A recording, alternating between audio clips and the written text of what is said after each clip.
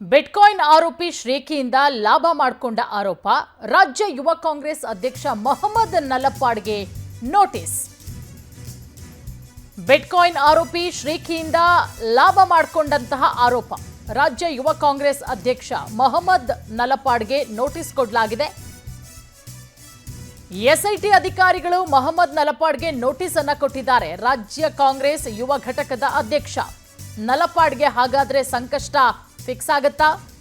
February 7ನೇ ತಾರೀಕು ವಿಚಾರಣೆಗೆ ಹಾಜರಾಗಬೇಕು ಅಂತ ಹೇಳಿ ಎಸ್ಐಟಿ ಅಧಿಕಾರಿಗಳು ಮೊಹಮ್ಮದ್ ನಲಪಾಡ್ಗೆ ನೋಟಿಸ್ ಅನ್ನ ಕೊಟ್ಟಿದ್ದಾರೆ.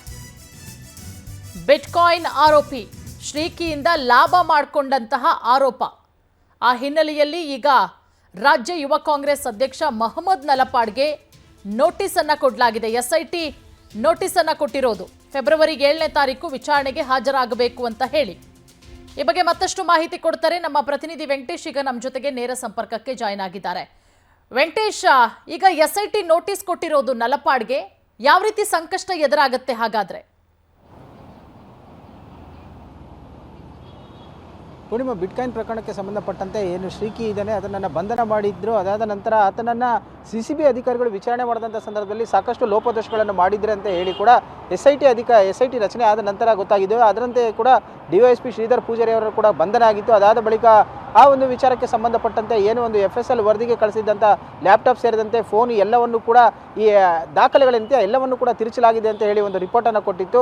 ಸೊ ಈಗ ಮತ್ತೊಂದು ವಿಚಾರ ಏನಂತ ಹೇಳಿದ್ರೆ, ಈ ಒಂದು ಶ್ರೀಕಿಯ ಜೊತೆ ನಂಟಿತ್ತು ಮತ್ತು ಆತನಿಂದ ಲಾಭಾಂಶಗಳನ್ನು ಪಡೆದುಕೊಂಡಿದ್ದಾನೆ ಎನ್ನುವಂಥ ಆರೋಪ ಕೇಳಿ ಬಂದಿರೋ ಹಿನ್ನೆಲೆಯಲ್ಲಿ ಯುವ ಕಾಂಗ್ರೆಸ್ ಘಟಕದ ಅಧ್ಯಕ್ಷ ನಲಪಾಡ್ ಅವರಿಗೂ ನೋಟಿಸನ್ನು ಕೊಟ್ಟಿದ್ದಾರೆ.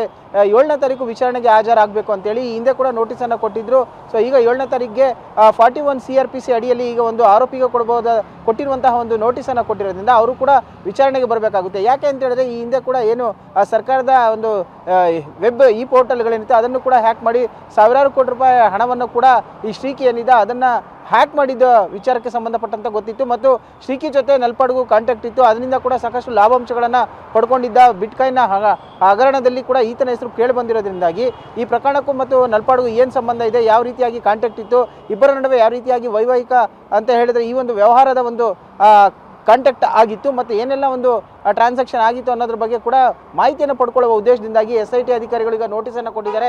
7ನೇ ತಾರೀಕು ಅವರು ಕೂಡ ನೋಟಿಸ್ಗೆ ಹಾಜರಾಗಬೇಕಾಗುತ್ತೆ. ಒಂದು ವೇಳೆ ಏನಾದರೂ ನೋಟಿಸ್ ಕೊಟ್ಟಿರೋ ಹಿನ್ನೆಲೆಯಲ್ಲಿ ಆ ವಿಚಾರಣೆಗೆ ಹಾಜರಾಗಿಲ್ಲ ಅಂದರೆ ಮುಂದಿನ ನಡೆ ಹೇಗಿರುತ್ತೆ ಅನ್ನೋದು ಕೂಡ SIT ಅಧಿಕಾರಿಗಳದ್ದು ಕಾದು ನೋಡಬೇಕು. ಯಾಕಂತ ಹೇಳಿದ್ರೆ ಈಗ ರಾಜ್ಯ ಸರ್ಕಾರ ಇರೋದ್ರಿಂದಾಗಿ ಈ ಒಂದು ಪ್ರಕರಣಕ್ಕೆ ಸಂಬಂಧಪಟ್ಟಂತೆ ಸಾಕಷ್ಟು ಗಂಭೀರತೆಯನ್ನು ಕೂಡ ಪಡ್ಕೊಳ್ತಾ ಇದೆ.